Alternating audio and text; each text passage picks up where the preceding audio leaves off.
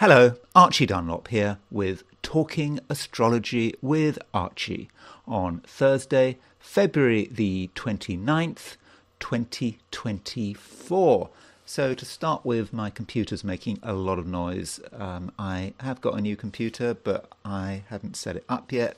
So maybe that is something I need to do. So if there is a bit of background noise from my computer fan, apologies.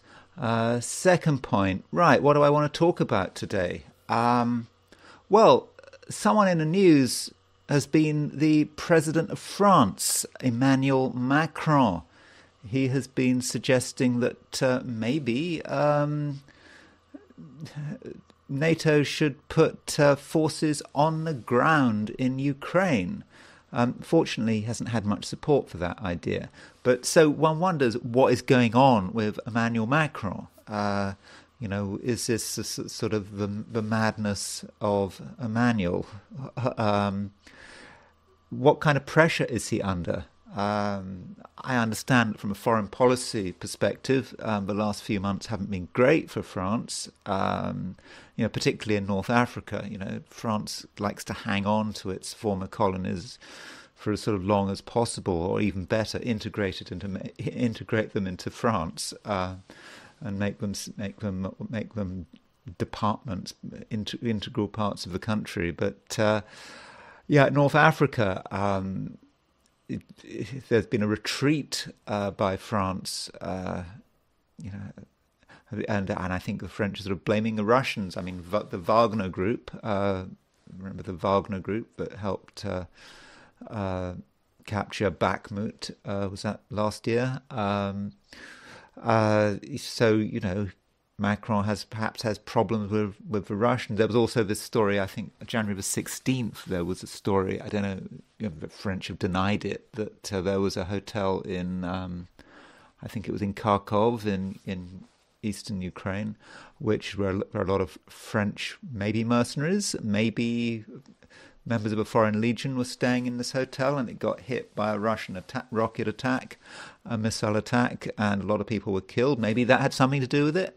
But anyway, for some reason, Macron seems to be annoyed with the Russians, extra annoyed with the Russians, to the extent that he's suggesting that NATO might want to send troops there. So I thought it might be a good idea to look at his chart, what's going on, anything problematic going on, any reason why he's coming up with ideas about sending NATO troops to the ground, on the ground in Ukraine. I mean, you think about it. I mean, NATO sends troops to Ukraine.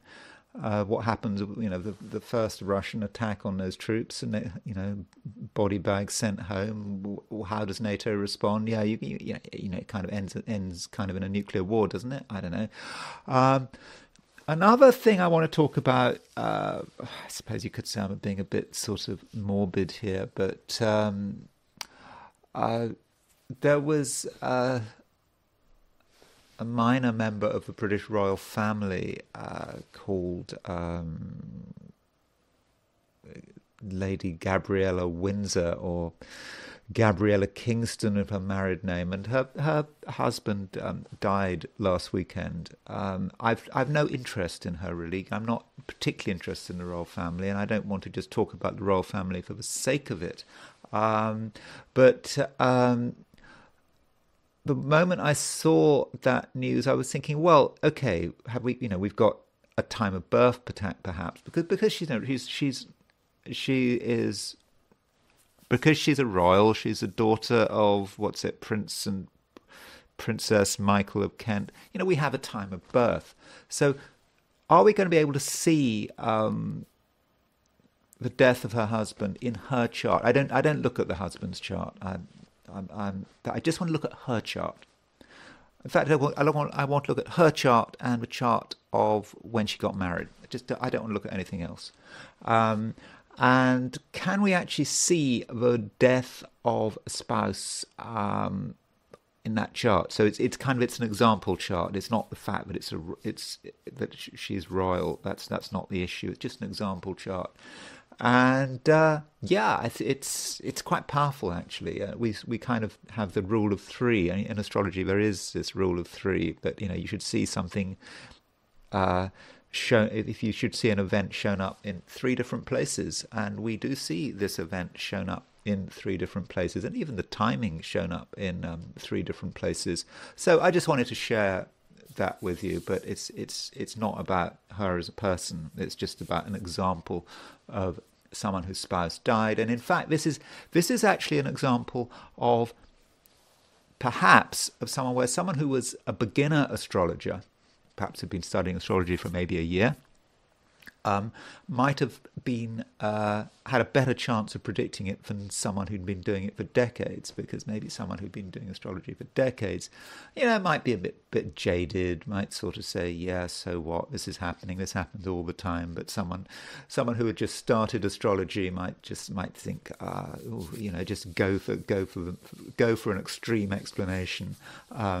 Go for an extreme interpretation. And in fact, in this case, the extreme interpretation would work. So I think that actually someone studying astrology for a year could well have done a better prediction for Gabriella Windsor than for someone who'd been doing it for decades. So yeah, so those are the two things I want to look at today: the chart of Emmanuel Macron and the chart of Lady Gabriella Windsor. But first of all, I want to look at the astrology and the I Ching for today, which is Thursday, February the 29th, 2024. So there's top right. That's Macron. I've got the wrong chart there. We don't want to look at that chart quite yet. That's a chart for today. Set for noon New York time. Now you can see that the moon is in Scorpio. The moon moves into Scorpio at 3:09 a.m. London time. So that means if you're in the Americas, moon is in Scorpio all day long. If you are in Western Europe, indeed any part of Europe, the moon moves into Scorpio pretty early in the morning. I mean, early enough to say that the moon is in Scorpio all day long. If you're in Australia, New Zealand, it's a different picture. The moon won't move into Scorpio until this afternoon. So it kind of depends where you are. If you're in India, then the moon will move into Scorpio at 8. Oh, let's get that right. 8:39 a.m. So to an extent, it depends where you are, but certainly if you're in the Americas and Europe and pretty much Africa, then Middle East, then certainly by lunchtime, by the mid morning, in fact by pretty early morning. The moon will be in Scorpio. So I think I'm okay to say that the moon is in Scorpio all day long. Now, for most of us, there's not a lot going on today. So maybe that means that I can be a bit briefer than usual in my star sign forecast. The moon, when it in Scorpio is making a trine to Saturn. That trine is particularly going to be felt if you're in the Americas, but certainly Europe and America will. There is a moon trine Saturn feel to things. So moon trine Saturn is about stabilization. Things can be calmed down. Yes, there is a lot of emotion flying around. After all, the moon is in Scorpio, a water sign. Sun is in Pisces. Pisces is another water sign. Of course, we've got Saturn in Pisces. We've got Mercury in Pisces.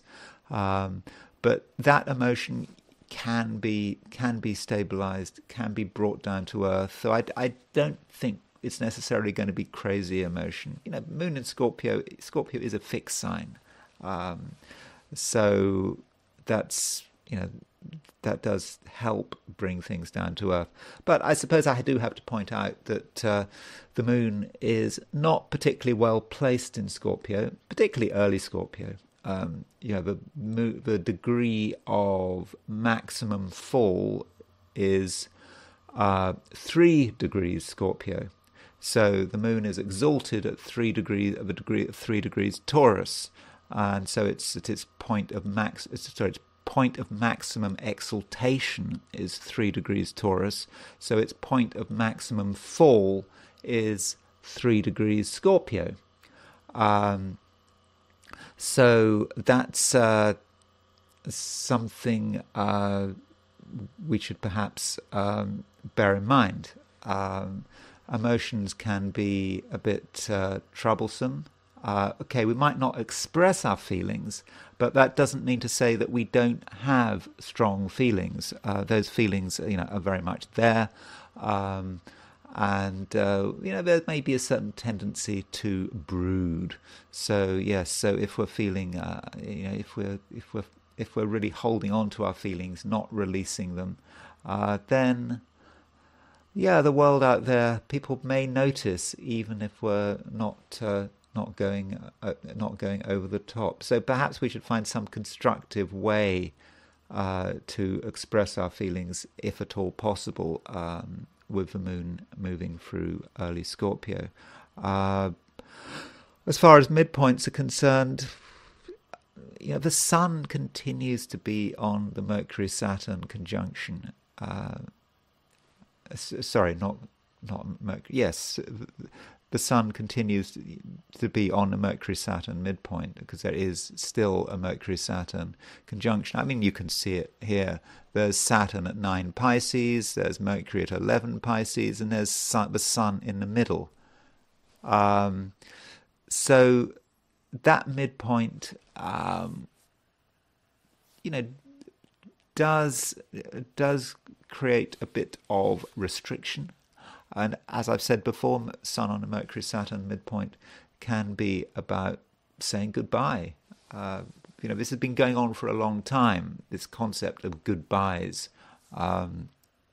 So, many of us have been in a sort of goodbye state of mind, thinking about that, the last full moon.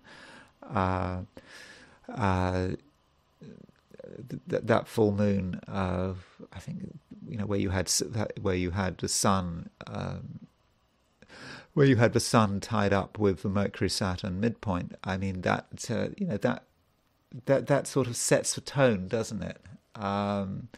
So that's something we have to deal with. I mean, I'm looking at this chart of what's her name? Lady Gabriella Windsor. Her husband died over the weekend. Her husband died just after the full moon. So I suppose for her, she really did feel it, didn't she? Sun on the Mercury-Saturn midpoint. That full moon was the end of her marriage, saying goodbye. But we still have this Sun on the Mercury-Saturn midpoint. So there are things going on in our life that we may feel, we may feel it's a time for endings. So if we feel that something has had its day, then we should perhaps accept that and just move on. So that's the broad picture. So you can see there's not a great deal going on. It's not a particularly busy time, at least in an astrological sense. That doesn't mean to say that nothing is going on. I suppose I should remind you that the moon is going through the Via Combusta. The moon continues to move through the Via Combusta. The Via Combusta is that part of the sky between 15 Libra and 15 Scorpio. When the moon moves through the Via Combusta, things can happen that we weren't expecting. So I say that it's a fairly uneventful day astrologically, but when the moon is in the Via Combusta, things can happen which force us to change our plans at the last minute. Okay, so let's look at the astrology for the 12 signs. So these are my forecasts for today, which is Thursday, February the 29th, 2024. Aries. Things are changing for you a bit, Aries. You are feeling more introspective. You're feeling perhaps that the world has suddenly become more complicated, and you perhaps want to take a step back from the world and its problems, and that's fine. That's absolutely right. There are perhaps things you need to consider, think about, feel about, that perhaps you've ignored them in the past. You felt they weren't especially important, and you just need a break. And yeah, really, that is okay. And Aries, you might actually be quite surprised by the strength of your feelings. Yes, you have very strong feelings about a lot of things going on in the world. And some of these feelings might actually be quite disturbing. And you can't fully express these feelings. At least in the first instance, you can't express these feelings. But actually, Aries, you can. There are definite ways to express yourself. You just need a bit of discipline and a bit of patience. And you need to just work out how best to tell people about what's on your mind. I think you'll get it. I think you'll find a way of doing it, but in a way that isn't dramatic, that doesn't cause a lot of upset. Now, the closer people get to you, the more they start to pick up on your feelings, and there is something quite passionate about you today, Aries. And I suppose people who get really close to you are going to start to pick up on that passion and that strength. Now, how does that work? Well, at some level, you might want people to back off. I mean, that is possible.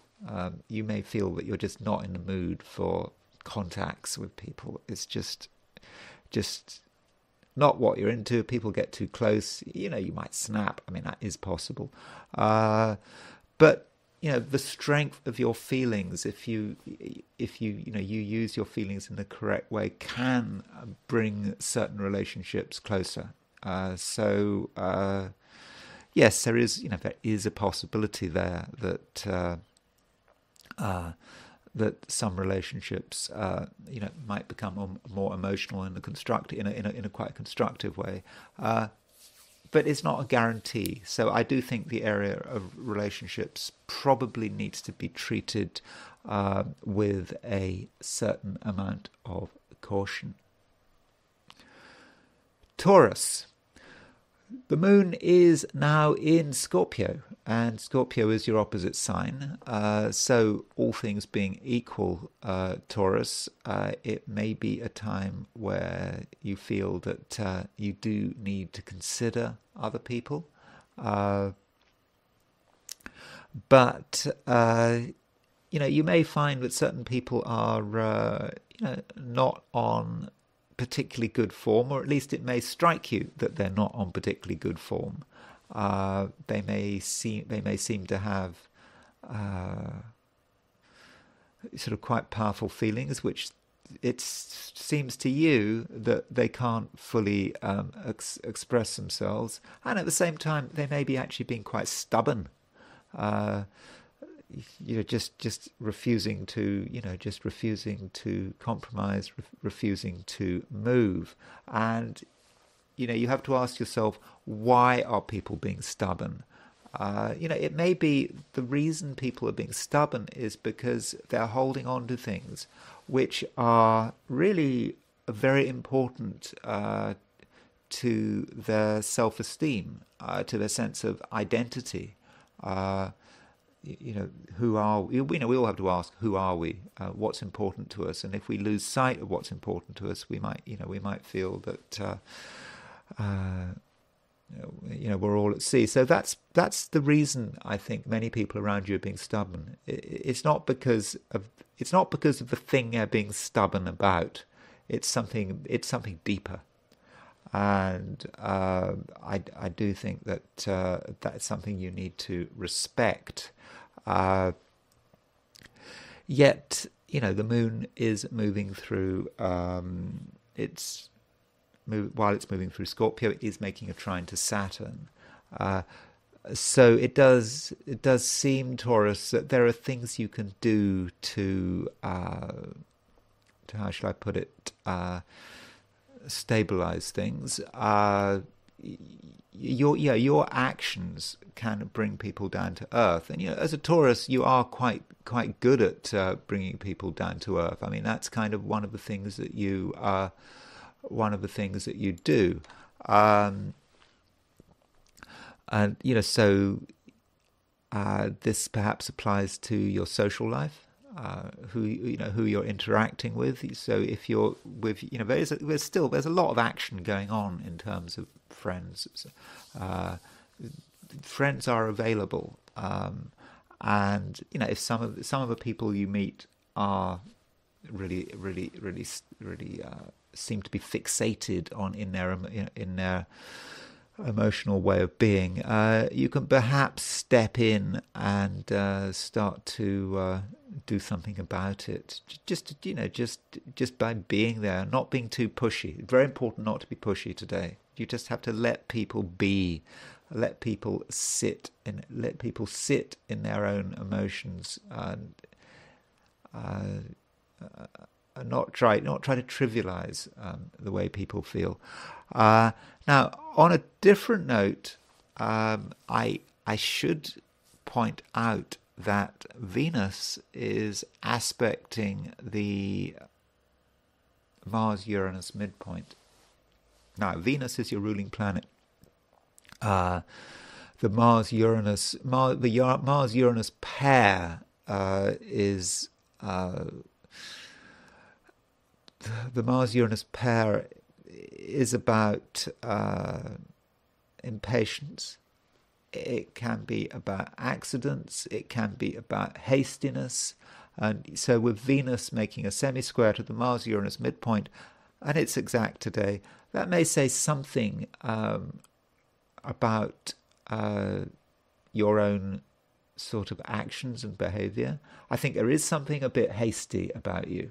I said earlier that you need to sort of respect other people's particular states of being, states of feeling. But with Venus aspecting the Mars-Uranus midpoint, there's a certain temptation on your part to just be a little too hasty, trying to push people's boundaries. And as a result, you might get a negative reaction. Also, with Venus on the Mars-Uranus midpoint, you should really avoid doing anything that's particularly dangerous. Dangerous things should be avoided. Because if it can go wrong, it will go wrong, especially with the moon being in the Via Combustor. Moon in the Via Combustor is about making plans, and those plans just being potentially completely wrecked, having to completely start from the beginning, especially if those plans are too inflexible. So try to take it easy today, Taurus, because there are a couple of indications that things might go wrong if you're careless. But I think if you're careful, if you understand the complexities of the world around you, and if your plans if any plans you make have a certain amount of flexibility to them, then I think things should be okay. Gemini, it's actually going to be quite a reasonable day. But it might not seem like it on the surface. I mean, I've just talked about the moon being in Scorpio. Scorpio and Gemini are not signs that particularly get on very well with each other. There's a certain clash to Scorpio and Gemini. So, so when the moon is in Scorpio, from a Gemini perspective, it can feel a bit boring, a bit tedious, and you certainly are not going to be too comfortable with people who are overly emotional. And I think that today, there is quite a lot of emotion flying around, and so there may be times today where you just feel, I was going to say a fish out of water, but that's not quite the right analogy, is it? Because there's too much water, and that might sort of, it might confuse you, but your constructive attitude is going to make all the difference. I mean, because Mercury is your ruler. Mercury is sextile Jupiter. So sextile is a fortunate aspect. Jupiter is a fortunate planet, and Mercury is making the sextile to Jupiter. So if we look at the condition of Mercury is your ruling planet. Mercury is now starting to separate from a conjunction of the Sun. So you may have felt over the last couple of days that something was really blocking you, holding you back, preventing you from expressing yourself, and now it's starting to ease. And you feel perhaps that you can be more yourself. And with Mercury sextile Jupiter, if you have a constructive approach, you believe that anything is possible. You don't allow your more negative thoughts to gain the upper hand. Then I think that it won't be long before things really start working your way, moving your way. But it's just important that you understand the day's energies. It's not a typical Gemini day. It's not a day for being irresponsible, for moving from place to place, talking about lots of different subjects, changing the subject matter of subject of a conversation whenever you feel like it. It's not that kind of day. If you want to make the most of a day's energies, it's important to be serious. When I say you can be optimistic, that's not optimistic in a crazy way. It's not about having crazy ideas. It's about having a vision of what can be done, putting effort into it, and grinding away a bit.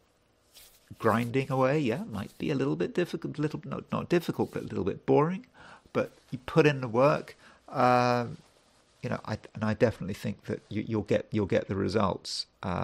So maybe at first sight today, Gemini, it might seem not particularly wonderful, but once you start being serious and sensible, putting work in, you'll get recognition. Whoever you feel you need to get recognition from, it will be accepted that you're doing a good job, and certain people will like what you're doing. And with this Mercury sextile Jupiter, it's actually quite good for relationships, because Jupiter rules Sagittarius, your opposite sign. So if you take a responsible approach, you can get on very well with other people, and in fact, you can be relatively sensitive to other people's likes and dislikes. That is because Mercury is in Pisces. There are all sorts of problems with Mercury being in Pisces, not least because it's in its detriment, because Mercury rules Virgo, and it's kind of rather close to the Sun. But it is, Pisces is a water sign, and so Geminis can be more emotional than usual, at least more sensitive than usual. And I think your sensitivity can be picked up by other people, and they'll appreciate it. So don't be put off by surface appearances today. If you actually engage with the day's challenges, then I think things can really work out quite well for you.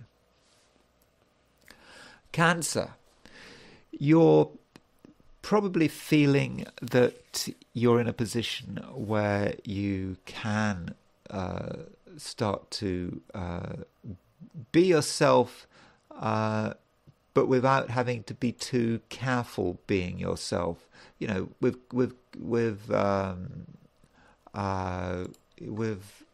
Cancer, your star sign, could be your star sign, could be your moon sign, could be your ascendant sign. With Cancer can, depends on how you're approaching these forecasts, but you do sometimes feel wary, and I think over the last few days you felt a bit wary about the world, the people in this world. You perhaps felt you had to be very cautious, sort of not take risks.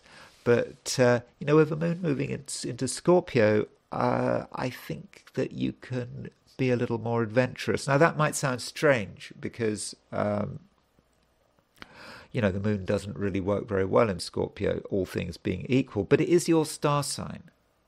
Or it is, whatever sign you are, it is whatever sign you like to use when reading these, when looking at these forecasts. The moon in Scorpio has a trine relationship to Cancer. So, when the moon is in Scorpio, you are aware of what you can do. And you are aware that if you follow a particular path, if you adopt a particular approach, you're going to be fine, and you can also be yourself. So in a way, the reason you can be more adventurous is because you understand all the risks, you understand what you can and you can't do. It's very natural. You flow with the dangers, and because the dangers, that they're not going to bite you if you behave correctly, and you'll just have a good understanding of where it's going to go. I suppose you could say, I don't know, it's like you're perhaps like someone who owns a really dangerous dog. That dog might be really dangerous to an outsider, but it's your dog. That dog is completely controlled by you, was brought up by you. It's your dog. You understand exactly what the dog is going to be doing at every second of the day, even if that dog is dangerous. So it's a bit like that, and how your creativity is working. And Cancer, it's quite important today that you're not close-minded. Now, there is a temptation to be close-minded because the moon is in Scorpio. While you understand the energies of moon in Scorpio, Scorpio is a fixed sign, and you can just be rather too focused on what you want to do, how you want to express yourself. But there is the possibility, Cancer, that you can learn some stuff that's new. There are people out there who've got important things to say, and you would be advised to listen. You don't have to spend all day listening. You just have to be open to new information, because that information is there for you. And if you take on board that information, you might realize that, you've recently been doing things in a way that's just, I won't say wrong, but perhaps not imaginative enough. And a more imaginative approach could actually help you to be even more creative. So do consider that, Cancer. Leo. So I suppose, Leo, the main thing going on is that the moon is moving into Scorpio. So we do have to consider what that means, what that means for Leo.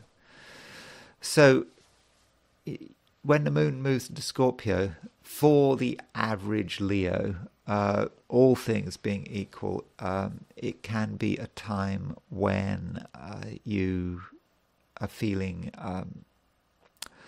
that you need some distance. And I think that is emphasized by the fact that the sun, which is your ruler, is conjunct the Mercury-Saturn midpoint.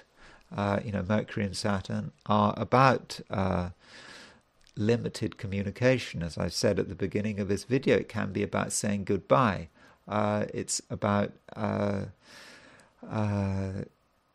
removing certain things from your life. Now, you don't have to remove these things forever, but at the moment, you just do feel feel a great need for your own emotional space. Now, I suppose you can safeguard your own emotional space and still have, for example, a busy social life, being with people all the time. You can, but it could be tough going. And also, you have to consider what's the best way of using the day's opportunities. Is it by being out there, spending a lot of time talking to people, interacting with people? Probably not. There is a trine aspect between the moon and Saturn. So Saturn is about constructive limitation in this case. It may be today that there are things you need to work through on your own, or at least in your own space. In other words, being somewhere where you are in control, where your inner world is not being disturbed or challenged by outside events. So maybe, Leo, that really is the best way of dealing with the day's events. Not feeling that you have to be pressurized to do anything in particular. But yes, on your own, you can do some useful stuff because of that moon trine Saturn. Possibly something to do with money. It's a good time to be looking at money, considering money, considering perhaps new ways of making money, or dealing with things that are complicated. So if there's something you're engaged with which is complicated, it's complicated in a way that you don't really want to deal with it. You'd prefer to be doing something else.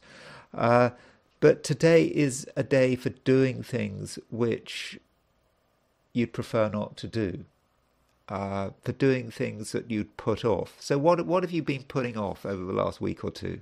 And I'm talking about things that you do on your own, that don't need anyone's help.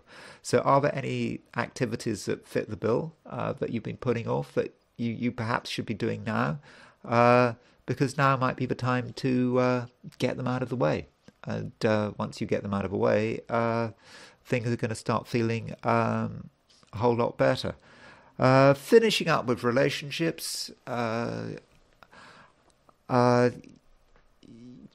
this moon trine Saturn may be good for certain relationships, relationships that are important.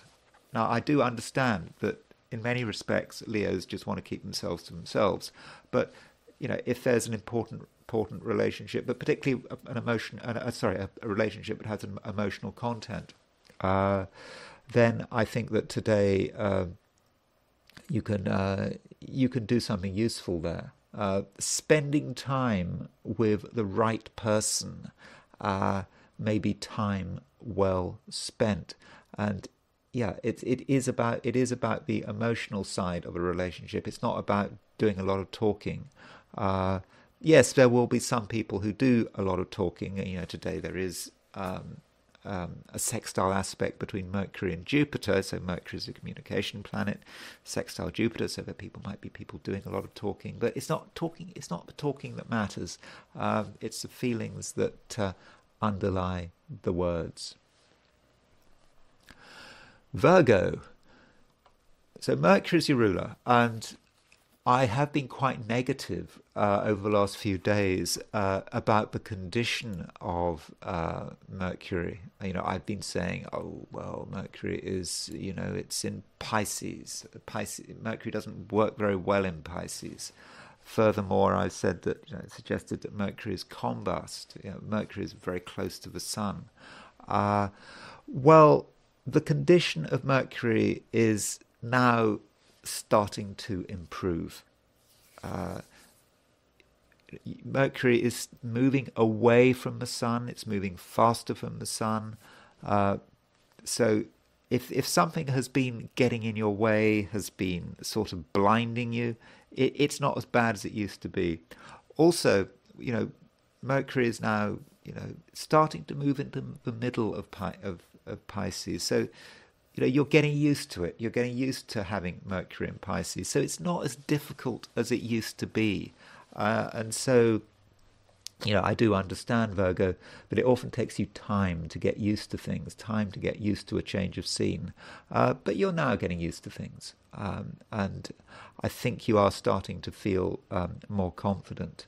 And furthermore, Mercury today is making a sextile aspect to Jupiter. So, you know, Mercury is your ruling planet, and Jupiter is a planet of good fortune. It's a very optimistic influence, Jupiter is. So that means that there are some good things going on today, things that can cheer you up. Now, they may well have a spiritual dimension, or at least an inspirational dimension. If you actually look at what's happening, you may feel a sense of something larger than yourself, perhaps a sense of something larger than yourself that is protecting you. So when you turn your mind to spiritual matters, if you turn your mind to spiritual matters, and, you know, I'm assuming you're not an atheist because you're watching this video. I don't think if you're an atheist you'd be watching me, unless you're doing research into sick minds. Have I got a sick mind? I don't know. But yeah, it is very optimistic, and you know, you can get a sense of a feeling of that you have some kind of wider purpose. And that's something you can really get today, that something is looking down on you, that you do the right thing, and things are going to be fine. And this Mercury-Jupiter sextile could also have an impact on how you relate to other people. I mean, after all, Jupiter is ruler of Pisces, your opposite sign. So Mercury sextile Jupiter, you know, is about getting on well with other people. So if you have recently had an argument with someone, now might be a great time to patch it up. Or if there's someone you've been meaning to get in touch with, now might be the time to do it. But you don't have to do it in some dramatic way. Just you have to do it in a very sort of natural, spontaneous way, but without necessarily drawing attention to yourself. You don't have to do it. I mean, you don't have to act like that. You just have to just be calm and take natural steps to get closer to someone. And I think you'll be helped by the fact that the moon is in Scorpio. The moon in Scorpio, one can say a lot of negative things about moon in Scorpio. But from your perspective, I don't think Moon in Scorpio is any real problem, right? At least today it isn't. Moon in, from a Virgo perspective, Scorpio is a sign that can be linked to communication. And so with the Moon making a trine to Saturn, and Saturn is in your opposite sign of Pisces, I think you're able to get your message across, very easily. And there's an emotional dimension to that. I think you can express your feelings well, again, without having to be spectacular. And so, in an understated way, Virgo, you can really move things along today. And certainly relationships can work out well. But yeah, don't forget the spiritual dimension. Something is out there. Something that is out there is looking after you. Is looking down on you. But you've got to obviously recognize that. Don't ask too many questions. Don't be too analytical. Just accept the situation and accept the possibility. Accept the possibility that something out there is working on your behalf.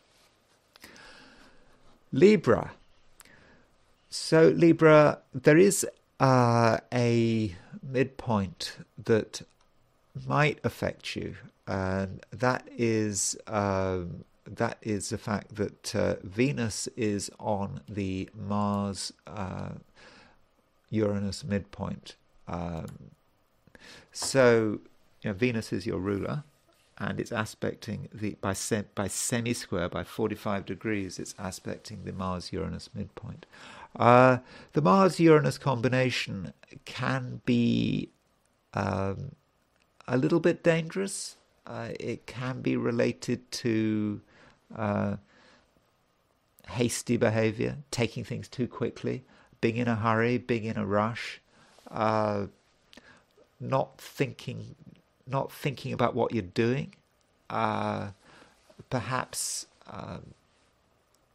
getting involved in something that you don't fully understand. I mean, for example, machinery or electrics or technology, and it's just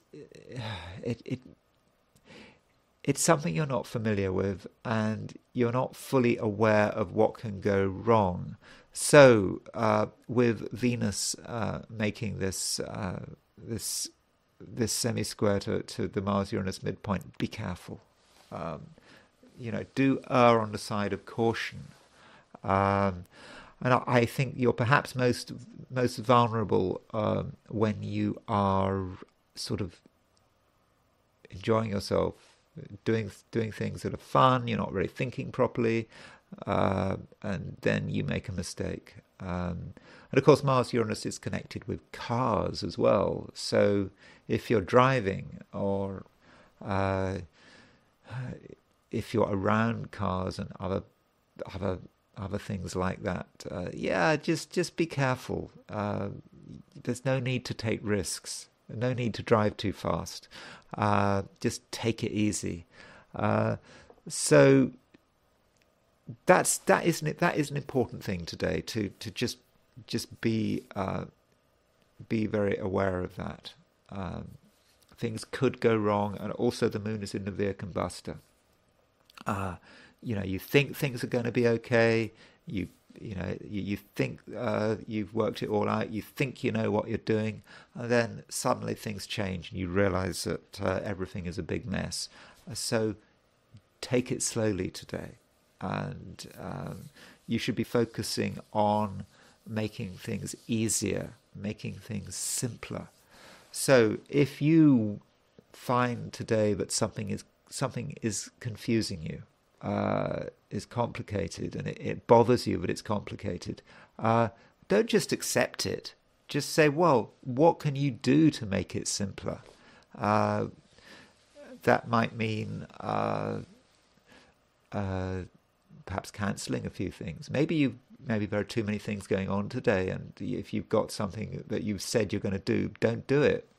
Or tell someone that you're going to have to do it on a later date. Yes, keep it simple. Just try today to focus on a couple of things that really matter, and leave everything else for later. And by having less to do, it's less likely that you're going to be confused. And yes, if something is important and it's complicated, then today may be the day to simplify it. So if you don't know something, perhaps you can make a phone call. Maybe it's a phone call to an organization to settle something, to clarify something, to confirm something. It may be tedious making this phone call. You may have to wait half an hour to get through to someone. But if you can do that, you'll just be making things so much easier for yourself. And, if you don't understand something, get some help, get some advice, ask someone what's going on here. Then they tell you what's going on, and then you're free to sort it out. And so that is how best, I think, to use the day's energies, to just simplify things. And what you shouldn't do is get involved in anything new. If it's new and you don't understand it, then stay away from it. Keep it simple. Then I think today you can make good progress. Scorpio. Moon is moving through your star sign, or sun sign, or ascendant. This is boring, I know, because I instinctively say star sign. It's completely instinctive for me to say star sign, because I aged long ago when I spent 12 years doing star signs for a mobile phone company, and so I'm so used to thinking star sign. That was a long time ago, but I suppose now sort of, everyone seems to know their ascendant sign or their moon sign. They know that all, and so a lot of people watching this are not interested. Not interested in, but they're looking at it using their ascendant sign. But I'm so used to saying star sign. So let me rephrase that. The moon is moving through your sign. So Scorpio, that is a bit of a two-edged sword, isn't it? Because the moon, in one sense, doesn't work particularly well in Scorpio. I mean, the moon is exalted in Taurus, therefore it's fallen in Scorpio.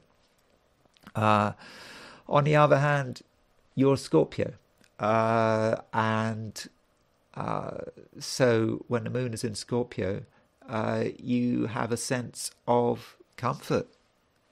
This is your world, and so it's perhaps a time when you see the imperfections in the world. You see where things are not right. But at the same time, you're familiar with it. This world is your world, and you understand it better than anyone else. And today you can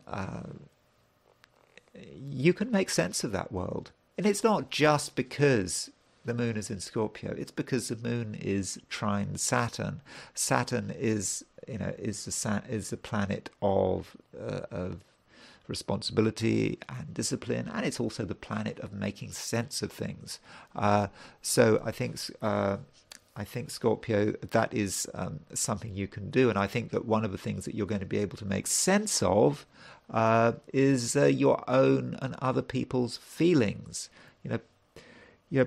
People's actions are motivated by their inner feelings very often. There's often this sense of psychological determinism. People don't know people don't know why they're doing what they're doing, but they still can't help themselves. They just do it through some unconscious process. And I think, Scorpio, you do understand these unconscious processes that are driving other people's behavior, and indeed which are driving your own behavior. So I think you have a lot of insight there, and I think that's certainly going to help you in terms of navigating the social environment. Now, I think, Scorpio, there are going to be limits in terms of how much you want to interact with the world.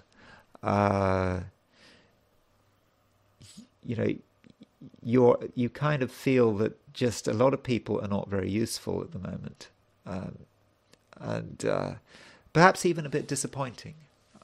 Perhaps certain people have disappointed you, and perhaps certain people are disappointing you, and so that might make you feel, a little wary of spending too much time with certain people, because you just kind of feel that perhaps it's actually just a waste of time.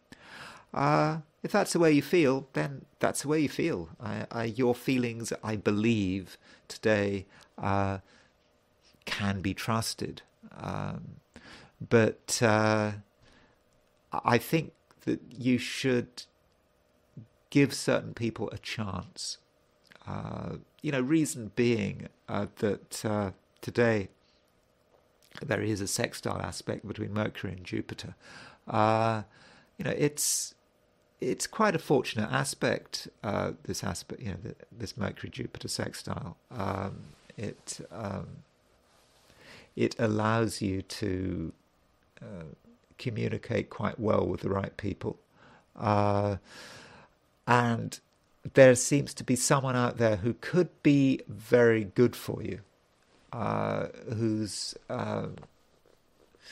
kind of waiting, for the right signal. I mean, it may not be a person, it may actually be an organization, but there's something waiting to help you, something waiting to make your life a little bit easier. But nothing much is going to happen unless you give some kind of signal, or you may have to call someone up or send them a message or just show some interest. So Scorpio, that is something you probably need to consider. But the moon is the moon being in Scorpio, that should really help you understand, which people are useful and which people can be safely ignored. Sagittarius. So Sagittarius, Jupiter's your ruler, and Mercury is making a sextile to Jupiter. And I think Sagittarius, this creates a situation where you are quite communicative, but perhaps not in a typical Sagittarian way. I mean, Sagittarius, has a reputation for being a fairly wild sign, likes communicating, is scattergun communication, perhaps being tactless, saying the first thing, Sagittarius saying the first thing on its mind. But today, with this aspect between Mercury and Jupiter, it's a quite sort of understated aspect. It's because Mercury is in Pisces. Pisces is a sort of a negative sign. It's not a noisy sign.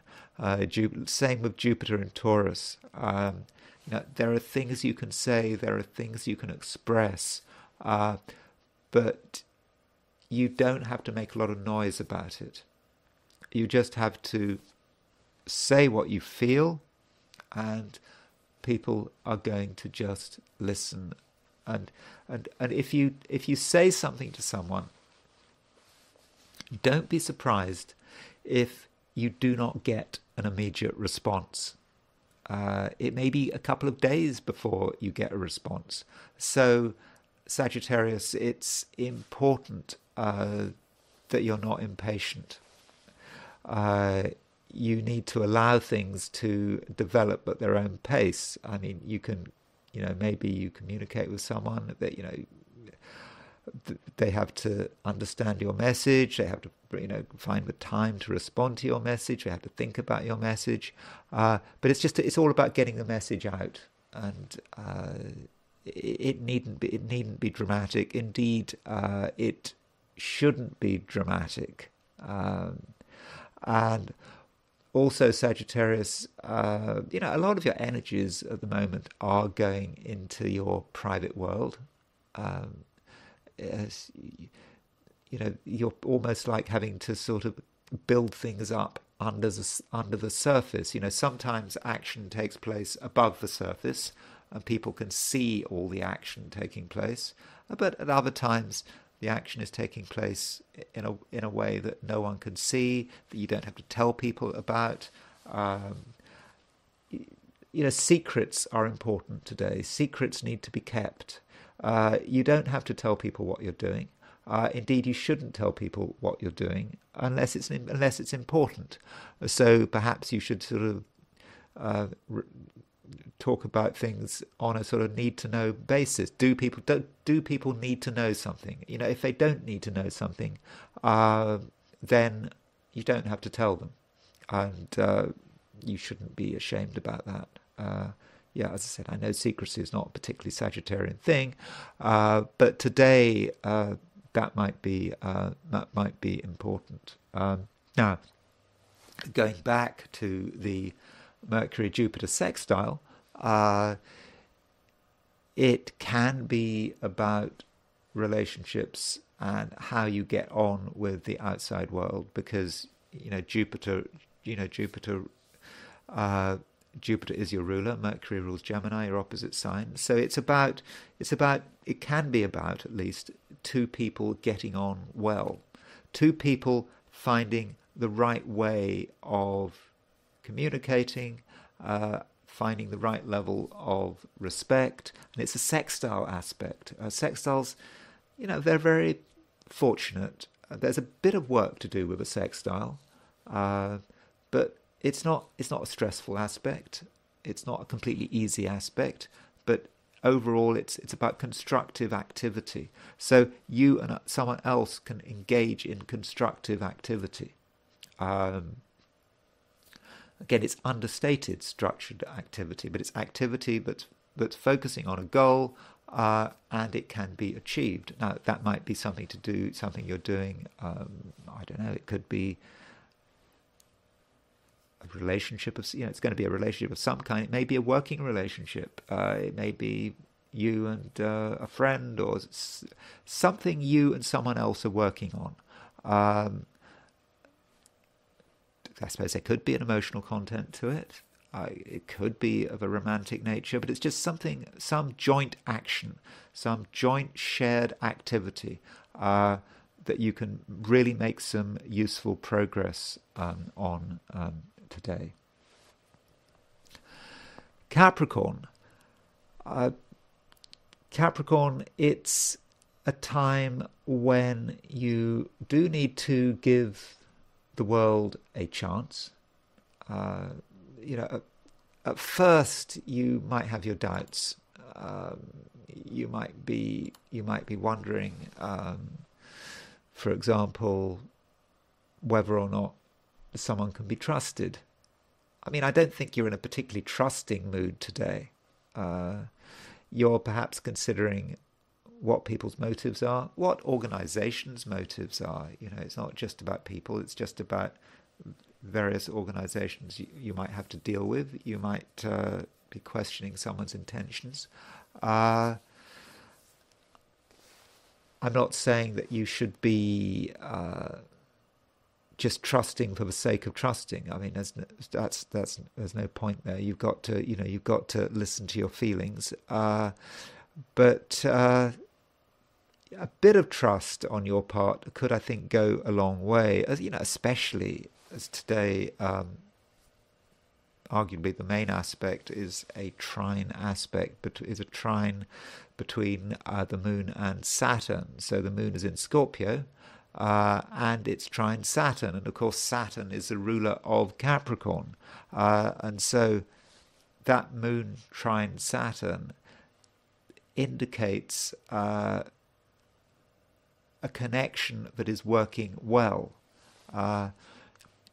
You and someone else or some organization are able to just communicate well. The words are right. There may not be too many words, but whatever words there are, they are well spoken.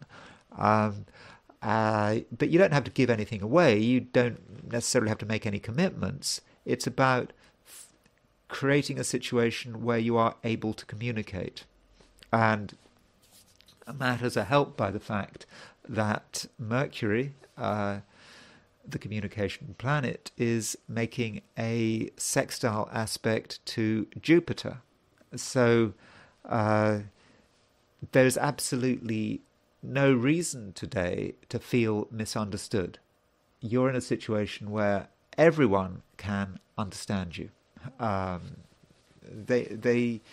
They should know exactly what you want, and there should be no complications, no confusion, and in fact, Capricorn, I think you can make things happen your way. I think people will listen to you, and they will take you seriously.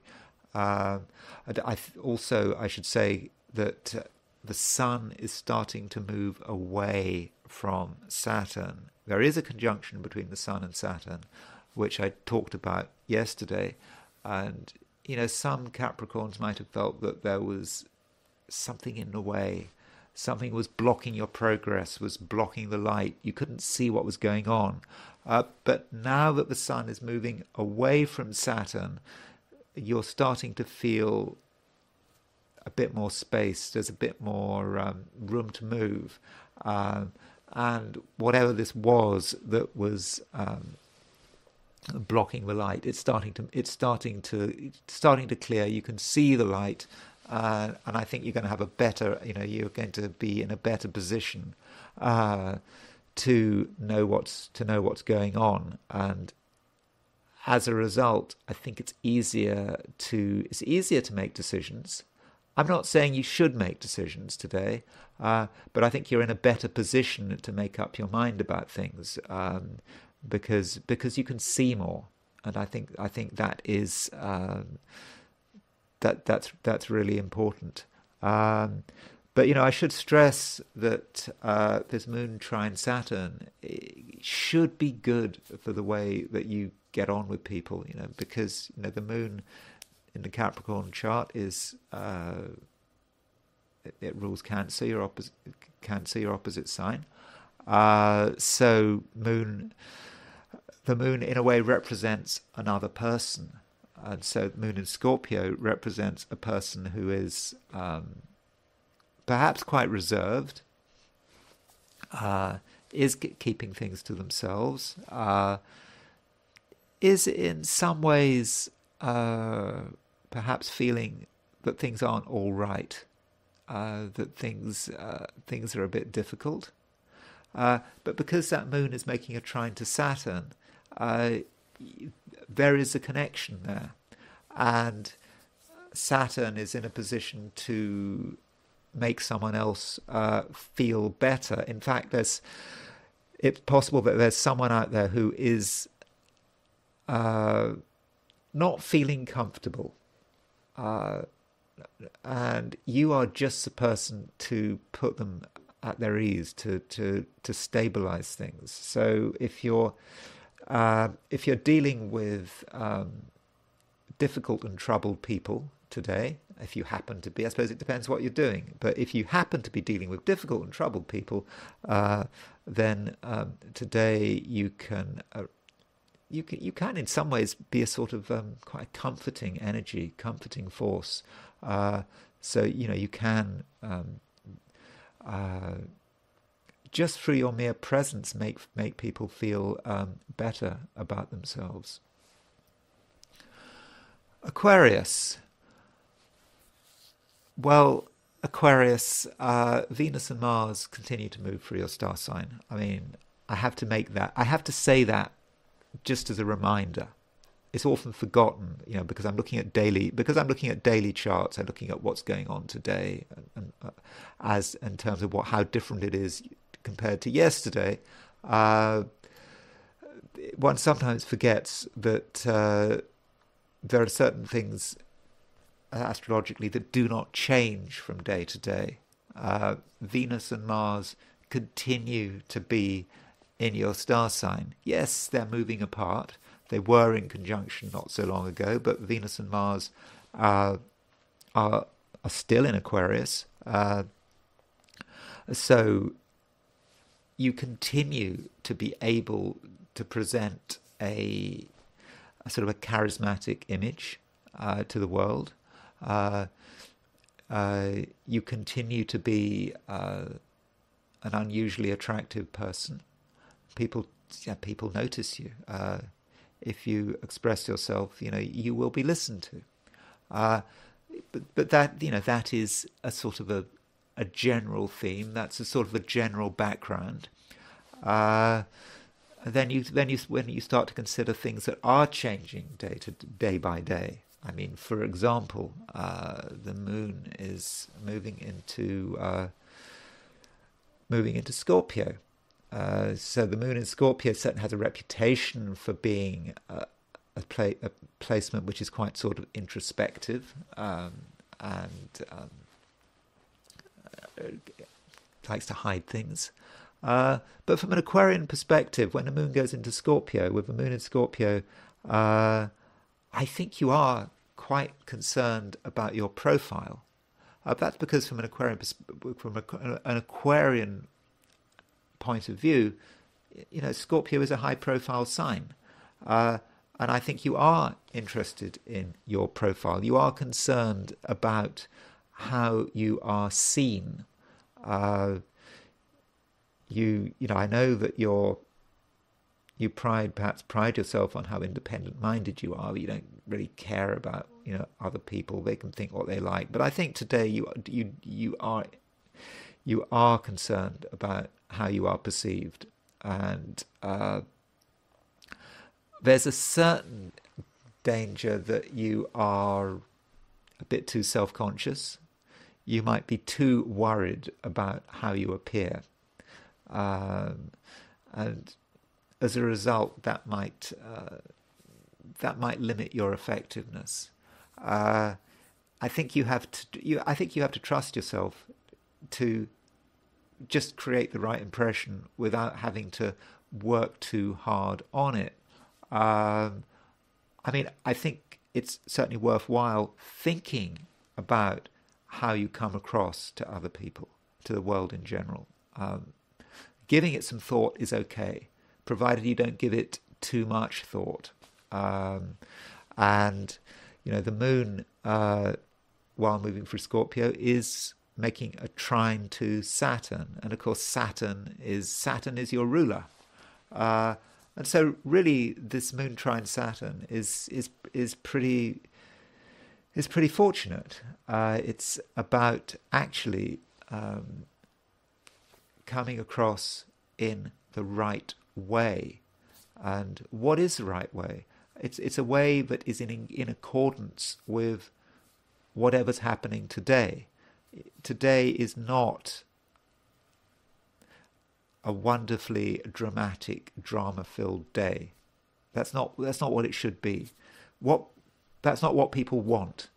People are looking for stability, and you can give the impression of being a very stable and controlled person today. It's easy. It's natural. You don't have to think about it. So by doing that, by not being self-conscious, just by doing what you feel is right, then you will get it right. The balance will be perfect, and I think at the same time you are going to be very good at bringing up the things that are important. There are certain things that people don't want to discuss for reasons best known to themselves. They have to be discussed, and if there's a subject that people are avoiding, you're in a great position to be able to bring up that subject without causing offense, dismay, and anger.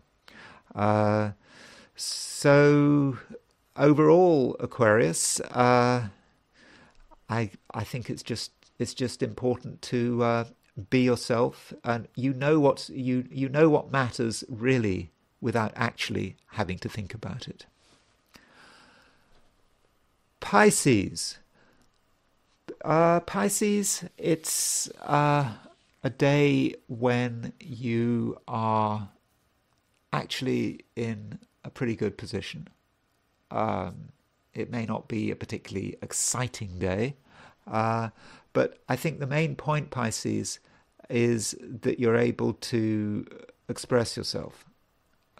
There's no problems about expressing yourself. There shouldn't be. Reason being that Mercury is sextile Jupiter. That's the main aspect today. When I did my introduction to the planets, planetary position for today, that was the one aspect I missed. It was Mercury sextile Jupiter. And Jupiter is Jupiter's your ruler. Jupiter rules Pisces. So because Mercury is sextile Jupiter, and Mercury is a planet that is able to communicate very well, that means you're going to be able to get your message out into the open. And I know that in the past, certainly the recent past, yesterday, for example, Mercury was conjunct the Sun, and it may have been difficult for some Pisceans to fully express themselves. You may have felt that something was holding you up, but Mercury is now moving away from the Sun, and as it moves away from the Sun, it makes this sextile aspect to Jupiter. So if there's something you've been holding back that you haven't been able to express, now's the time to do it. Of course, I understand that you may still feel that now is not the right time to say something. But that just might be natural inertia on your part. Maybe you just don't want to say it. You feel uncomfortable saying it. You'll do it tomorrow or the day after. But today's the day to do it. Okay, maybe tomorrow. Because that Mercury sextile Jupiter is still going to be enforced to some extent tomorrow, but it will be fading. I think today's the day to do it. So if you've been avoiding sending a message, if you've been avoiding communicating with someone, I wouldn't wait any longer. Even if you're communicating over a long distance. In fact, particularly if you're communicating over a long distance, because the moon is in Scorpio. From a Pisces perspective, moon in Scorpio can have an indication, can indicate long distance communication. Talking, across the continent, even across the world, you can get that message across. In fact, if you have an important message to express, then again, now might be the time to do it. Even if it's a message that has to go thousands of miles away. So don't hold back. Although, I understand you might want to hold back. The moon in Scorpio. Moon in Scorpio. It's a fixed sign, and I know that the moon doesn't directly affect you, but the moon. But it doesn't specifically affect you. I mean, the moon is the ruler of Cancer, but still, the moon, in a way, it affects everyone. And I suppose with the moon in Scorpio, a lot of us are just feeling that we want to keep things as they are, and that's the easy option, but it's not the right option. I think it's about moving on and trusting yourself to move to the next stage. And that is something you should be able to do, and it's something that you can do. And I think you'll be helped by the way you connect with other people. I mean, there is this sextile between Mercury and Jupiter. It's not Mercury Jupiter sextile is not just about communicating. It's about other people. Mercury rules Virgo. Virgo's your opposite sign. When Mercury is sextile Jupiter, you can get on very well with people in general. You'll know what to do. You'll know what to say. Your sensitivity is going to be on great form. So, in fact, Pisces, you can probably just go just about anywhere today and make the right impression, because regardless of the situation, you're going to know what to say, and you're going to know what to act, and I think you'll know what not to say as well. So Pisces, it's just a simple message. Just get the message out, because you've got a message to deliver, and today I think is the time to deliver it. Time now for the I Ching. So, just to restate the question, what is Thursday going to be like for those watching the I Ching segment of this video? We have a single hexagram today. It doesn't move. And it's this. Hexagram 33. Retreat. It may well be that there's something we're involved in that isn't working out. We just accept that it's not working out. We haven't got the resources to deal with it. We've done our best, and it's time to back off. And it is not. It's not a disgrace. If we were to persist, then we would just be making matters worse for ourselves. And so it's okay to turn back. That is the simple message for today. We can look at it in other ways. An alternative interpretation of retreat, of this hexagram, is to say that we're not ready. There's something we've been thinking of doing, planning on doing. We've been perhaps building up our resources. We think now might be the time to do it, but no, it's not the time to do it, because we're simply not strong enough. Or rather, we could be stronger. If we did a little more preparation, then we would be in a better position to do whatever we're planning on doing. So it might not just be about retreat. It might just be about holding off for a bit longer. Now, there is a nuclear hexagram here. So when I get a locked hexagram, by locked I mean that the hexagram is not moving anywhere. You can get some added detail by looking at the nuclear hexagram. The nuclear hexagram is the hexagram in the middle. So that means we remove the top line and the bottom line. Then we take the top three lines and the bottom three lines, and to create a nuclear hexagram. Let me just show you the nuclear hexagram. That's a nuclear hexagram. You see the bottom three and the top three. Now, let's just show you the difference. You see how that's the nuclear hexagram. So we remove the top line, remove the bottom line to give us the nuclear hexagram. And so the nuclear hexagram might give us some added detail. Now, Now, this is not the hexagram for today. It is just a hexagram to give us some added detail. So hexagram 44 is coming to meet. It's about someone who is perhaps trying to be in touch with us.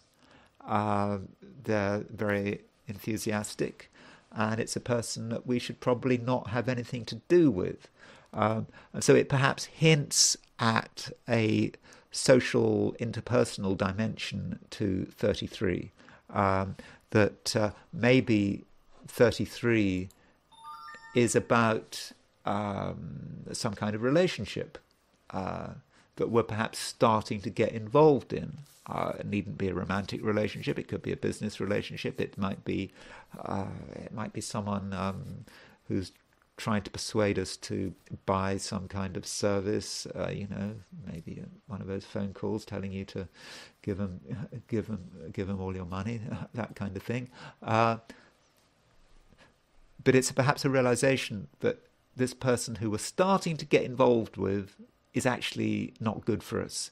And again, that's a reason to retreat. But it's just very important with this hexagram of retreat. It's not about cowardice. It is about being sensible. It's not an issue of cowardice. It's a brave thing to do, to accept that something is not working and then to retreat. Okay, so that's really it for the I Ching. And so it's time to go back to the astrology. So I wanted to look at two things. I wanted to look at Emmanuel Macron's chart with reference to what he's saying about NATO troops. And also I wanted to look at this chart of Lady Gabriella Windsor and the fact that her husband just died, and see if we could just see that with astrology. But I'll be doing that last. So I'm going to firstly look at Emmanuel Macron's chart. Okay.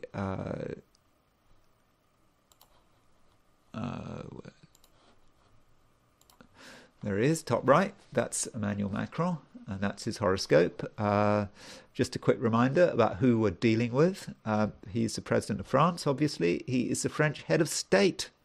So if we're looking at Emmanuel Macron's chart, in a way, we're talking about the chart of France, because he is the king. I mean, he of all people is the king. I mean, isn't he? They call him Jupiter. There's his Jupiter in Cancer, exalted in Cancer, and he's got a fair few planets in Sagittarius. Venus in Sagittarius, Sun in Sagittarius, Mercury in Sagittarius. Sagittarius is a sign that can be quite self-righteous. We think about Sagittarius as being a sign that is all about excitement and moving here and there, just saying what's on its mind, as being a bit irresponsible. That can be one stereotype of Sagittarius. But we mustn't forget that Sagittarius is ruled by Jupiter. Jupiter is a very moral planet. It's all about right and wrong. And so for many Sagittarians, that's what it's about, being very clear about right and wrong. And especially in the case of Emmanuel Macron, because you will notice that he has no planets in air signs, except for Pluto. Pluto is a generational planet. So I understand Emmanuel Macron is an extremely intelligent man, an extremely intelligent, well-educated man. Knows far more than me, but he doesn't have an alternative view. With that lack of air, he lacks the ability to question his own views. He lacks the ability to really listen to someone else and change his mind as a result of what someone else is saying. There's a certain lack of flexibility there, even though I understand that Sagittarius is a mutable sign. That lack of air just makes him really sure of himself. And also, look at the Sun and Mercury. He has got a very close Sun-Mercury conjunction. And it's an applying Sun-Mercury conjunction because Mercury is retrograde. So we get a lot of evidence here of someone who is incredibly stubborn, who is incredibly opinionated. If we sort of get our rule of three. He's a Sagittarius, strong Jupiter in Cancer, strong belief in himself, righteousness, lack of air. There's a lack of some alternative view. Plus, he's got the Sun conjunct Mercury. So that is a big problem with his. That's a big problem with his horoscope. Now, when things are going fine, things go really well for him. Once his intuition is working, he's on the right track. Things really happen, and he's really successful. But when things start going wrong, they go really wrong, and perhaps that's what we're seeing with this comment about you putting NATO troops into ground troops in Ukraine. Everyone else, however hawkish they are, even the Poles think it's a bad idea. This suggests that we have some issues with Macron, and maybe it's to do with the fact that France has had a big blow to its prestige in North Africa. Maybe it was to do with that hotel being attacked in Kharkiv on the evening of January the 16th, when supposedly a lot of French mercenaries or even members of a foreign legion were killed in that attack. The French have denied it, but then just because the French deny it doesn't mean it's not true. So what's happening here? As far as transits are concerned, let's just look at some transits for Macron, just to get a picture. So we'll put Macron in the middle, and we'll just put today's planets here. So there you've got Macron's chart, and you can see that Macron has an ascendant of 2849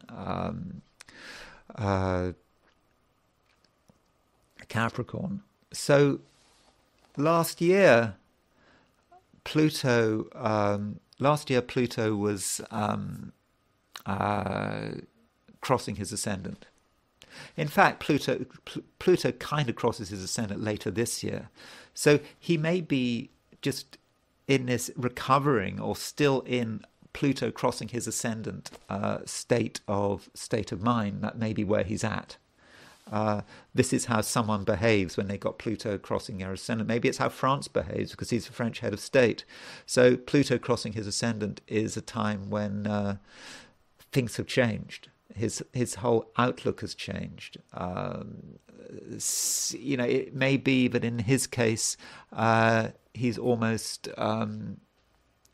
flipped, and with this. With his Sun, this Sun, Venus, Sun, Mercury, and Venus in Sagittarius. Look at transiting Neptune. Transiting Neptune is at 2644 Pisces. So for a start, he's got Neptune sort of on his Venus Mercury midpoint. Well, that's kind of okay. I mean, it's not too bad. I mean, if he was an artist, it would be a very good combination to have Neptune square his Venus-Mercury midpoint. But his canvas is France and France's role in the world, and that's not going too well. Now, later in the year, he is going to have Neptune square his Sun-Mercury conjunction. That's when he's going to make serious mistakes, I think. If you think it's bad now, over the summer, I mean, Neptune goes stationary at around 29 degrees 55, 29 degrees 55 Pisces. Doesn't quite get into Aries. And so that's really going to really hit Macron. So I think his ability to make good decisions, is perhaps starting to deteriorate here, and I think Neptune is indicating that, and I suppose we should perhaps be worried by his comment about NATO troops going into Ukraine. Also, I suppose from a very short-term sense, you might notice that he's got... one thing about Macron's chart is he has an exact Moon-Uranus opposition. There's his Moon at 1429 Taurus and his Uranus at 1450 Scorpio. There is an inner tension there. There's an abruptness to him. He suddenly has sort of mood changes. I think he's not quite as stable and sensible as he seems. Although Moon opposition Uranus, that may say something about his wife and how he relates to his wife. But it also may say something about how he relates to the French people. The Moon is the people. So Moon opposition Uranus. Here is someone who is president of a country which is potentially unstable. The French, they always enjoy demonstrating and rioting, and that's kind of part of the French tradition. But he seems to really encourage it with that Moon opposition Uranus. So at the moment, Mars is at 1241 Aquarius. In a few days' time, Mars will make the square to his Moon-Uranus opposition. I mean, let me be more precise on that. Mars gets approximately the 3rd of March. So basically, by the weekend, Mars will be square his Moon and square his Uranus. Maybe that's something to do with his private life, but maybe it's to do with what's going on politically. So this man is under a lot of pressure, and it does seem that he is not dealing with this pressure particularly well. So those are some of the transits going on. I want to now look at his solar arc directions. So these are his solar arc directions for sort of today-ish. It's technically yesterday, but solar arc directions move pretty slowly. And I just want to put the solar arc directions next to his chart. So with Macron, we can see he's got solar arc directed Mars at 2804 Virgo, and this is picking up. Remember, he's got a Mars square Uranus in his natal chart, so the solar arc directed planets, they move at the same pace. You move them 1 degree for every year. So his solar arc directed Mars is 28 Virgo. Solar arc directed Uranus is at 1 degrees Capricorn. So his solar arc directed Mars is moving towards a square of his Sun-Mercury conjunction. Now, that is not actually going to happen for another year, but it's getting closer. But if we look at the solar arc directed Mars-Uranus midpoint, you see there's his Mars, there's his Uranus. His solar arc directed Uranus is... his solar arc directed Mars-Uranus midpoint is at about that's going to be 22, 23, 22. It's going to be pretty much conjunct his Mercury, pretty close to his Sun. So he's got solar arc directed. His solar arc directed Mars-Uranus midpoint is on his Sun-Mercury conjunction right now. This makes him really hasty. This makes him, I do think that this makes him dangerous, especially as we have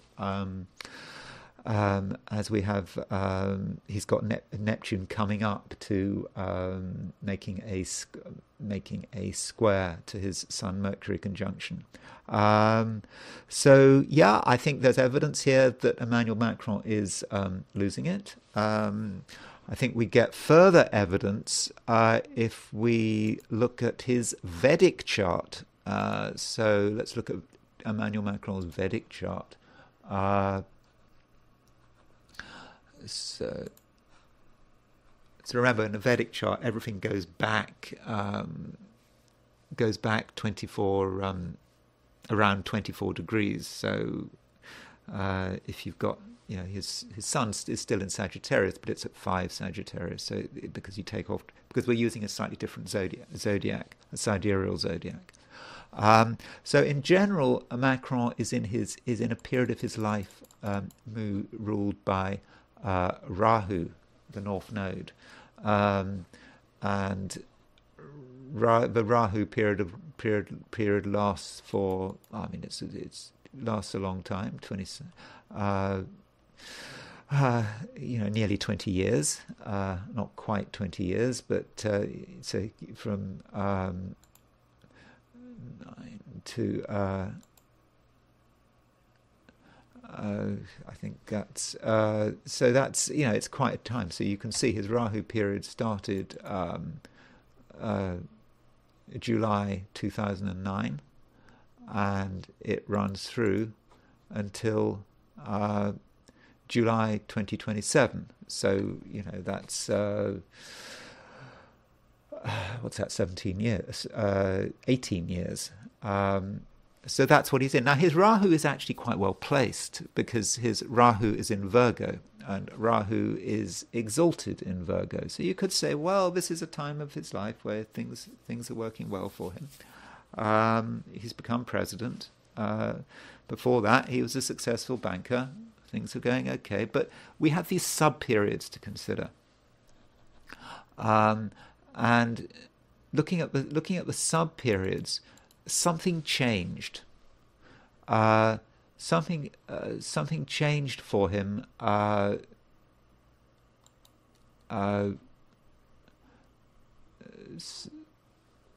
Something changed, or something recently changed on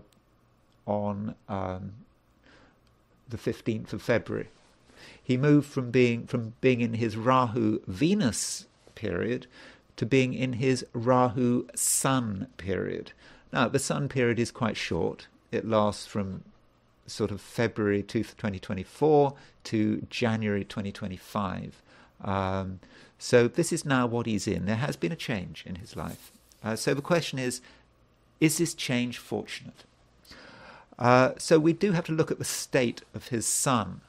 So he has got the Sun in the 12th house. The 12th house in Vedic astrology, as in Western astrology, is not particularly fortunate. But what makes it really unfortunate is that the Sun is ruler of his 8th house. In Vedic astrology, looking at rulership is important. So he's got the ruler of the 8th in the 12th. This is a very unfortunate Sun.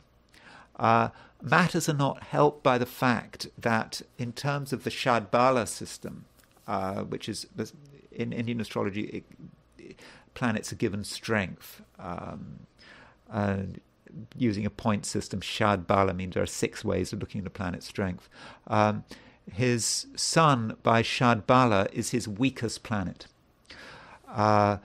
So he has now moved into a period of his life where I think he is extremely weak, and he's liable to make poor decisions. And it doesn't last very long. By January he should be by January 2025 he should be okay. But right now things look difficult for him. So overall, I think that Emmanuel Macron is in a very dangerous position. And his Western horoscope and his Eastern horoscope really do seem to indicate that. So yeah, that's my update on Emmanuel Macron. And as I said, he was supposed to be sensible. He was supposed to be the sensible president in the room, but he's not. I would have said that from now on, Emmanuel Macron is a menace, and I think he will remain a menace for the rest of the year. There could be some improvement at the beginning of 2025. Finally, I want to look at the horoscope of Lady Gabriella Windsor, 56 in line to the throne. I said I'm not interested in minor royalty just because they're minor royalty, but it's just that she lost her husband. I'm really sorry she lost her husband, but I suppose she's a public figure. Her horoscope is in the public domain, so I suppose we should look at this and ask the question: could we have predicted this with astrology? I think we probably could have done, but almost, not quite. I mean, we could have predicted certain issues with the marriage, not quite to the extent of this tragedy. So here's her chart. It's a time chart. Astro.com reveal it. She's born April 23rd, 1981, at 3 p.m. And so, because her parents high profile royal family, Prince Michael of Kent, Princess Michael of Kent, it was known. It was, her birth in 1981 was publicized. It was, everyone knows it. People are interested, or they were interested then. So what about her horoscope? Anything dramatic there? She has an exact Mercury-Venus conjunction. I think she works as a writer, or did work as a writer. She has no planets in water signs. She's got, unless you count Uranus in Scorpio, which is a generational planet.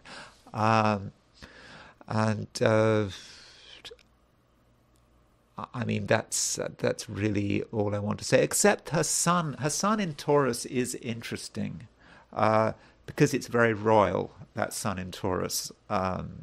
If you look at King Charles's chart, King Charles has his North Node at 5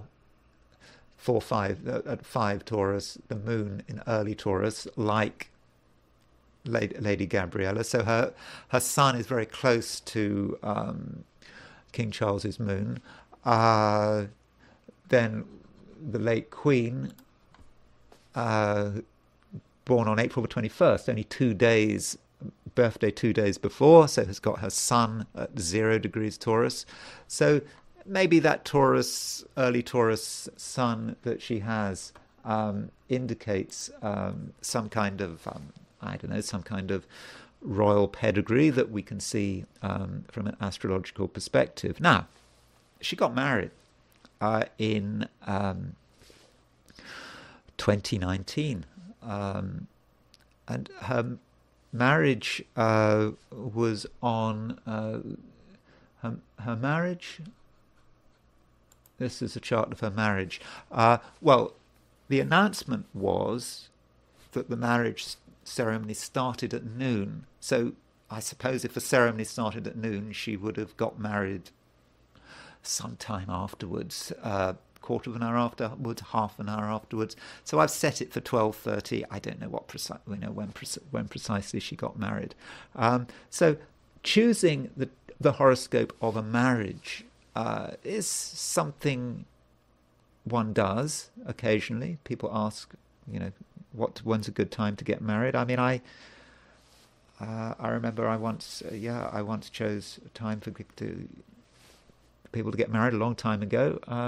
I don't know how the marriage worked out, but I was told that it was pouring with rain all day on the day I chose. Now, I wasn't choosing the chart from a perspective of the weather on the day, whether people had a nice time on the day of a wedding. What matters, I suppose, is how well the marriage works. Does it? How long it lasts? Is it a successful marriage? I mean, that's the real important point when choosing the time of a wedding. Now, this marriage chart. Firstly, it has a conjunction between Venus and Uranus. So this is when she married Thomas Kingston, who died last weekend. So there was a Venus-Uranus conjunction at 3 degrees Taurus. Now, you could say, well, that's pretty fortunate, isn't it? I mean, particularly if we're choosing a marriage based on someone's chart, having Venus conjunct Venus at the time that you're married should be really good, particularly Venus in Taurus. Venus is in its own sign in Taurus. It works really well in Taurus. So getting married on her Venus return. You see, there's her Venus, her 319 Taurus, and there's Venus at 344 Taurus. Of course, she couldn't get married the day before because people have to get married on Saturdays, and it's Saturday society weddings. They always have to be on a Saturday. That's just the way it is. Which is kind of strange. I don't know why people get married on Saturday, because Saturday is a day of a week which is ruled by Saturn. Why do people get married on Saturn? Why don't people get married on Friday? Because that's ruled by Venus, or married on Thursday. Thursday and Friday are the best days of the week to get married on. But anyway, she went for Saturday. And there was a Venus-Uranus conjunction. So she had just had Uranus conjunct her Venus. Perfect signification for suddenly getting married. Oh, obviously this wasn't a sudden thing. It was announced, I think, the year before. These society weddings are always signalled months and months beforehand. So yes, she had Venus conjunct her. She had a Venus-Uranus conjunction in her chart. It sounds exciting, but is that really advisable? I mean, if you've got Venus-Uranus conjunction, that does mean that there can be events can happen in that wedding. But it's not the Venus-Uranus conjunction that bothers me. I mean, this was a terrible, terrible, terrible day to get married. Not because of the Venus, because of the moon. She got married just before a full moon. And it doesn't matter whether or not this full moon impacted her particular horoscope. Let's look at this full moon in detail, or in some detail. It's in some ways the worst full moon of the year. It's that Scorpio full moon that happens in April, May. Moon does not work well in Scorpio.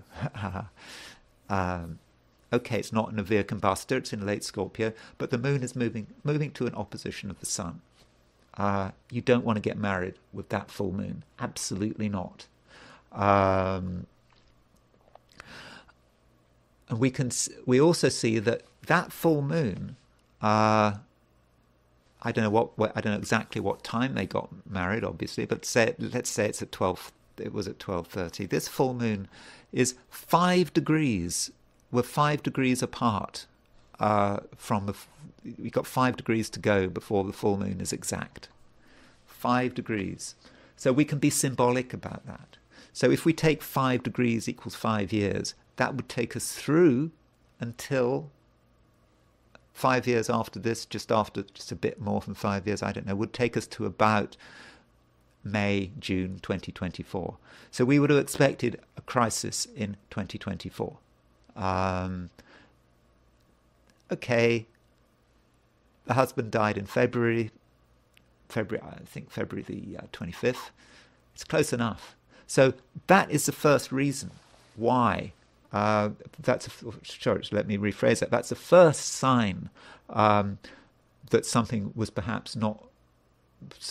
not well with this marriage, that something might have gone wrong, was basically the marriage chart. It was. So the question is, what if they'd chosen a different day to get married? But maybe that was fate. Maybe they were just drawn to that date. But still, one should not have got married on that full moon. That suggests to me that an astrologer was not involved in the selection of that day. Okay, it might have been fun to have Venus conjunct Venus, but I don't think any astrologer would have recommended getting married on a full moon, particularly a Scorpio full moon. So let's go back to her chart and let's consider the transits when when her husband died. So the Daily Mail said that the husband died on Sunday, the 25th, and that the emergency services were called at 6 p.m. So, okay, that doesn't mean to say he died at 6 p.m. But that's the best I've got. So let's. So what I'm going to do now is I'm going to look at the chart for 6 p.m. This is the chart for 6 p.m. When the emergency services were called, according to the Daily Mail. You can see that Saturn is exactly on the 7th house cusp at 6 p.m. Now, I don't know, it said it was in the county of Gloucester. I don't know where in Gloucestershire, sorry, in the county of Gloucestershire. I don't know where in Gloucestershire, so I just said it for Gloucester. It's wherever you are in Gloucestershire, the ascendant is not going to be that different.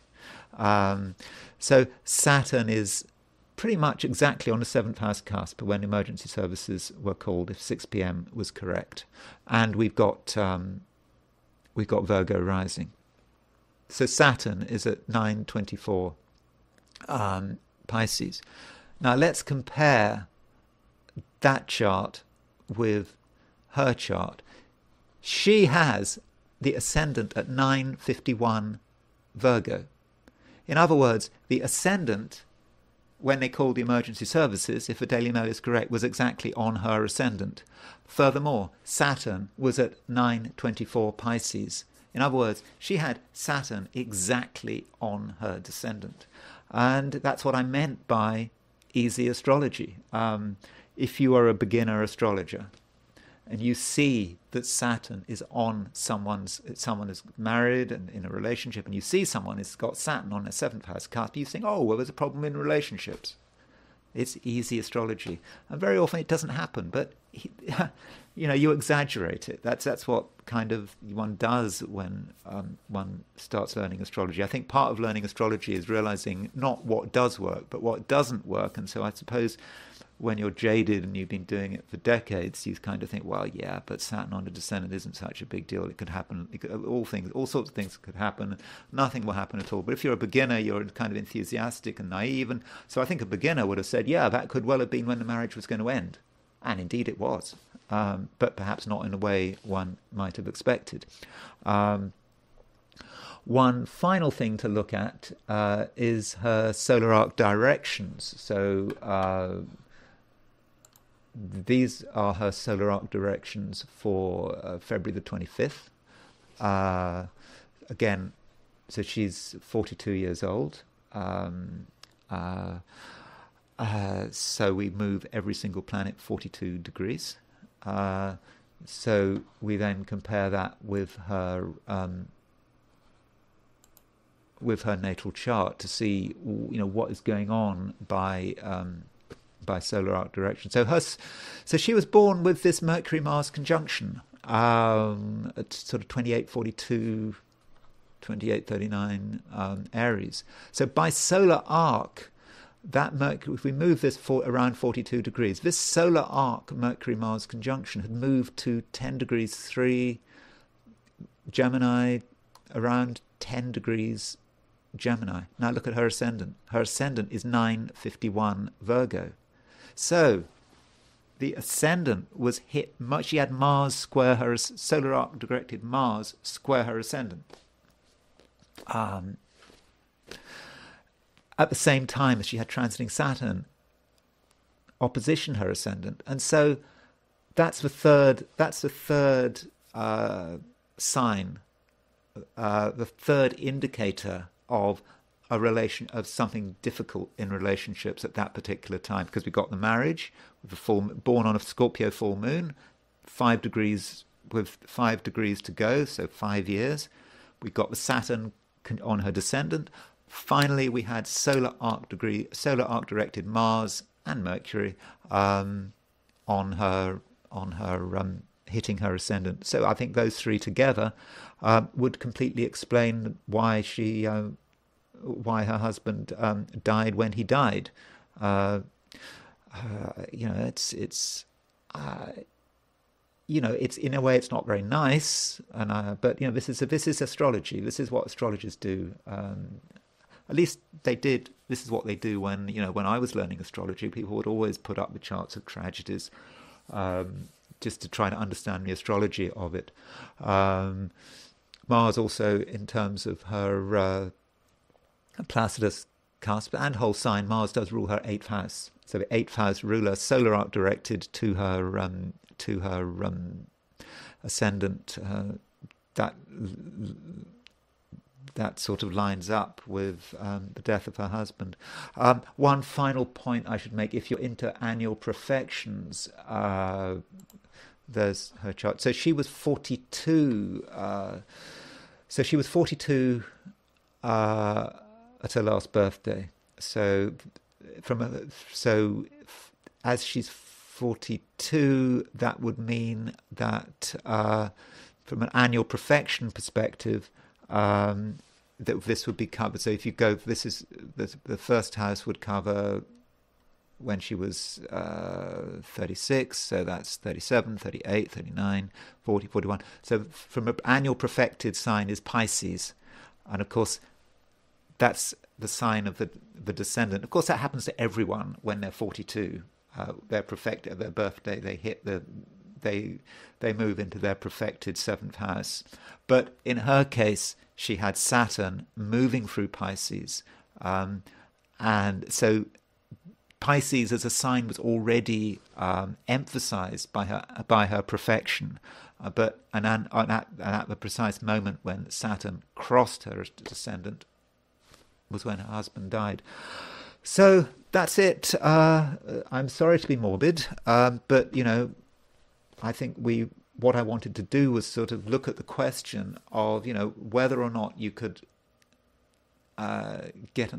whether you could potentially predict the death of a spouse based on the other person's chart without making any reference to the spouse's chart. I did not look at Thomas Kingston's chart. I was just looking at her chart. And in this case, I'm afraid astrology seemed to work quite well. Okay, that's it for today. I hope you found that useful.